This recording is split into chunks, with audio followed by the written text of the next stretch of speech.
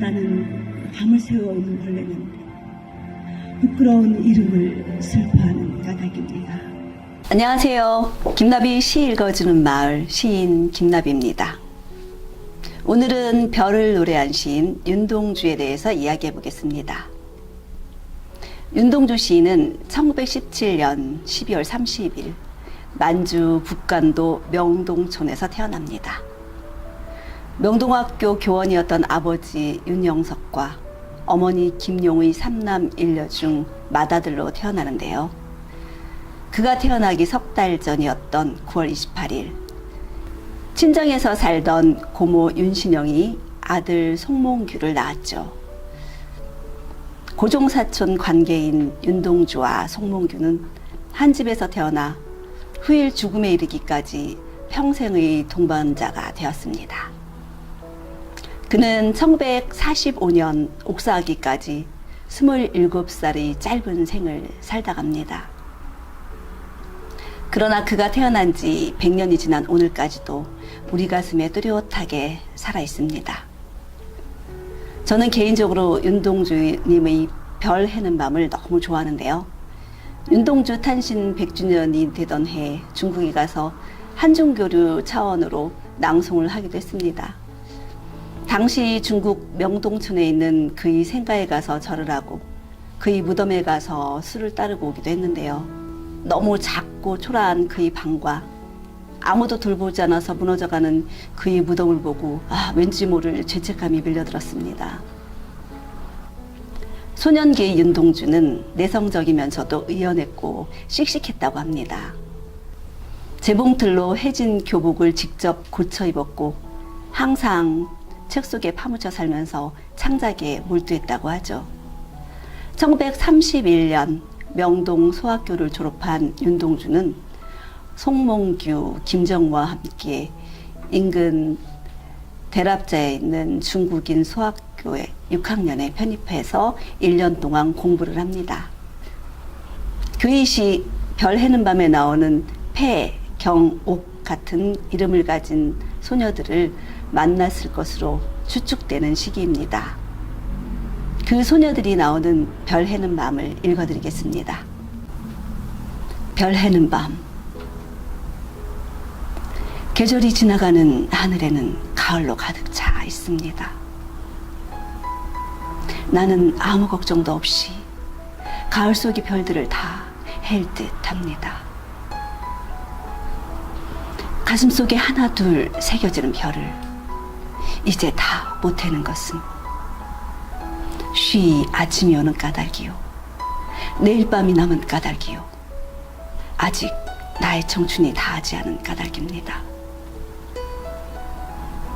별 하나의 추억과 별 하나의 사랑과 별 하나의 쓸쓸함과 별 하나의 동경과 별 하나의 시와 별 하나의 어머니,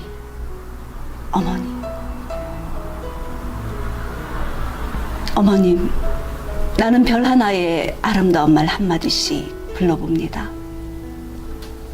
소학교 때 책상을 같이 했던 아이들 이름과 폐, 경, 옥 이런 이국 소녀들의 이름과 벌써 애기 어머니 된 계집애들의 이름과 가난한 이웃 사람들의 이름과 비둘기, 강아지, 토끼, 노새, 노루, 프랑시스 잠, 라이너 마리아 릴케 이런 시인의 이름을 불러봅니다.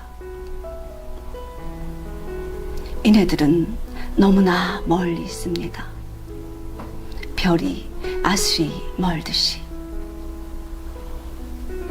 어머니, 그리고 당신은 멀리 북간도에 계십니다. 나는 무엇인지 그리워 이 많은 별빛이 내린 언덕 위에 내 이름자를 써보고 흙으로 덮어버리었습니다. 따는 밤을 새워오는 벌레는 부끄러운 이름을 슬퍼하는 까닭입니다. 그러나 겨울이 지나고 나의 별에도 봄이 오면 무덤 위에 파란 잔디가 피어나듯이 내 이름자 묻힌 언덕 위에도 자랑처럼 풀이 무성할 거외다. 윤동주는 1941년 현 연세대학교인 연희전문학교를 졸업하고 이듬해 히라누마 도추라고 창씨 개명을 한 뒤 릿교 대학으로 유학을 갑니다. 창씨 개명을 하지 않으면 학교에도 다닐 수 없었던 당시 상황에 그는 많은 고뇌를 했다고 합니다. 그의 마음이 담겨진 시 참회록을 읽어드리겠습니다. 참회록.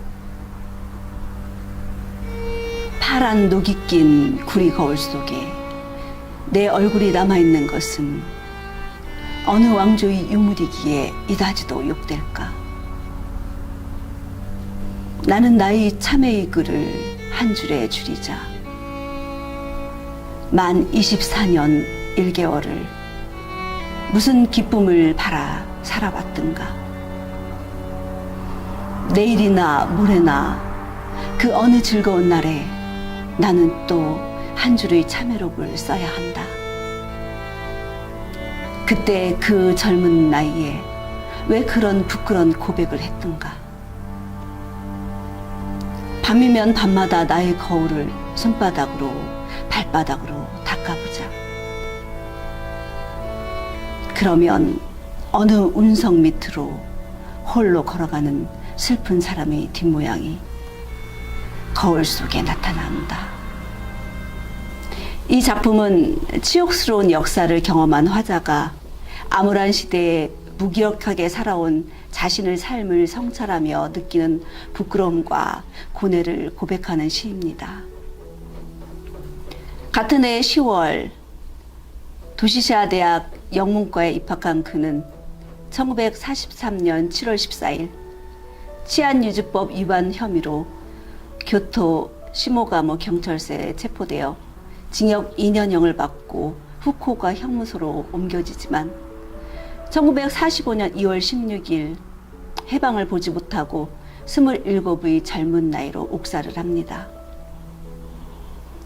윤동주의 사망 원인은 생체 실험이었다고 전해집니다. 그와 마찬가지로 치안유지법 위반으로 체포된 뒤 후쿠오카 형무소에서 옥사한 송몽규의 증언에 따르면 두 사람은 모두 정체를 알 수 없는 주사를 매일 맞았다고 합니다. 오늘날 윤동주의 시를 우리가 읽을 수 있는 것은 정병욱이라는 국어학자 덕분인데요. 연희전문학교 문과 재학 당시 윤동주보다 5살 아래인 정병욱과 친하게 지냈다고 합니다. 정병욱은 서울대학교 교수를 역임한 문학을 전공한 사람이면 누구나 알고 있는 유명한 학자죠. 윤동주가 졸업 기념으로 엮을 육필시 하늘과 바람과 별과 시는 총 3부였는데요. 한 부는 윤동주 본인이, 또 한 부는 이양아에게, 그리고 나머지 한 부는 정병욱에게 주었다고 합니다.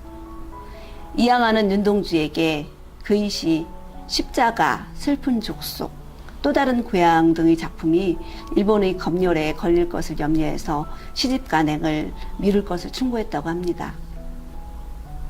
결국 시집 출간이 이루어지지 못하죠.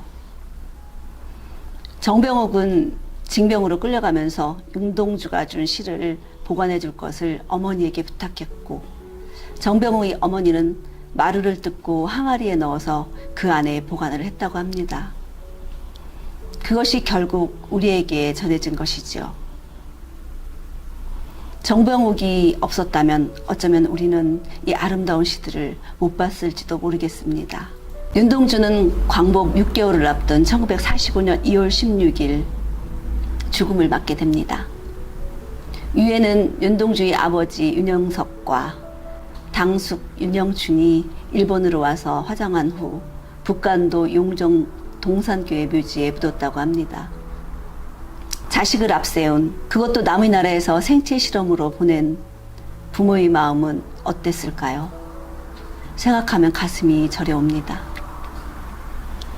전남 광양에 가면 윤동주의 시가 보존되었던 정병욱의 생가가 있습니다. 그곳에 가면 윤동주에 관한 여러 가지 자료를 볼 수 있는데요. 한번 가보시는 것도 좋을 듯 합니다. 오늘은 여기까지고요. 다음에 다른 시인과 삶을 갖고 만나 뵙겠습니다. 지금까지 김나비의 시 읽어주는 마을 시인 김나비였습니다. 감사합니다.